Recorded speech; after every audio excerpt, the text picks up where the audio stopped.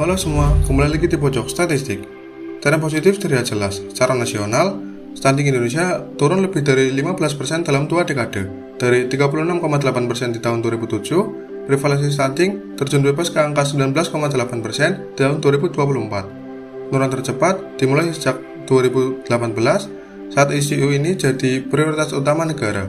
Meski sempat stagnan di 2023, integrasi pendampingan keluarga yang masif dan kualitas data yang lebih akurat sukses membawa kita ke titik terendah sepanjang sejarah.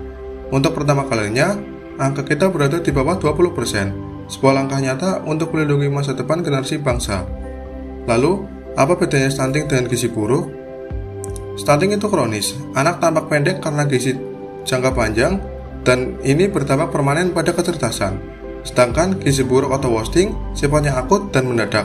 Berat badan turun drastis dan merupakan darurat medis yang membutuhkan penanganan segera.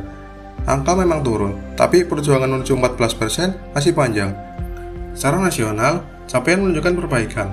Angka stunting Indonesia turun ke angka 19,8%. Upaya kita mulai membawakan hasil sesuai target, namun raport merah masih ada. Papua Barat Daya di angka 30,5%, Sulawesi Barat 35,4%, dan tertinggi di NTT yang mencapai 37%. Ini alarm. Daerah-daerah ini butuh intervensi yang lebih intensif agar tak ada anak Indonesia yang tertinggal.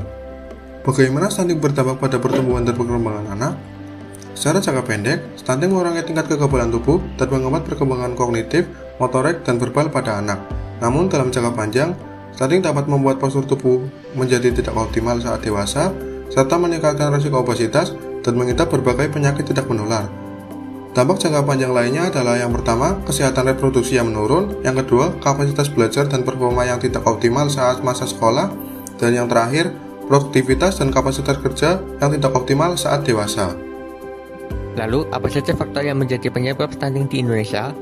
Rendahnya pemberian ASI eksklusif, kurang terpenuhinya keagamaan konsumsi pangan, rendahnya konsumsi buah dan sayur, akses air minum yang kurang memadai, serta status gizi balita, adalah faktor-faktor yang menjadi penyebab stunting di Indonesia. Kasus stunting ini berhubungan dengan SDGs kedua, yaitu tentang kelaparan, dan SDGs ketiga, yaitu kehidupan sehat dan sejahtera. Pada target SDG 2 menuntut tidak hanya menghilangkan rasa lapar, tetapi juga memastikan pemenuhan gizi serta mengakhiri segala bentuk malnutrisi pada tahun 2030.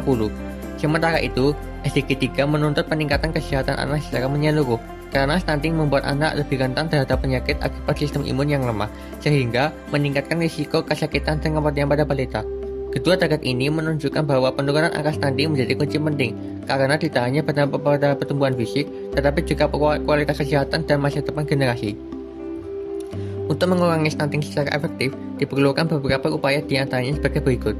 Yang pertama, sanitasi dasar, yaitu penyediaan air bersih untuk mencegah penyakit, penyediaan jamban sehat agar tidak terjadi pencemaran lingkungan yang dapat menjadi sumber penyakit, serta pengelolaan limbah dan sampah agar tidak menjadi sarang kuman dan faktor penyakit.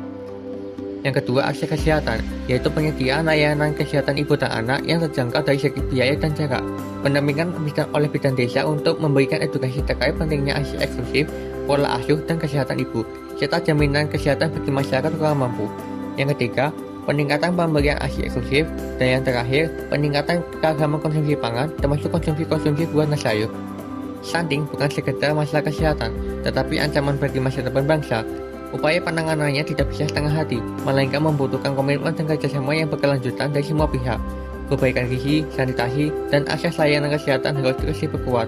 Di saat yang sama, kesadaran akan pentingnya pemenuhan gizi sejak dini, khususnya pada 1000 hari pertama kehidupan, menjadi kunci utama.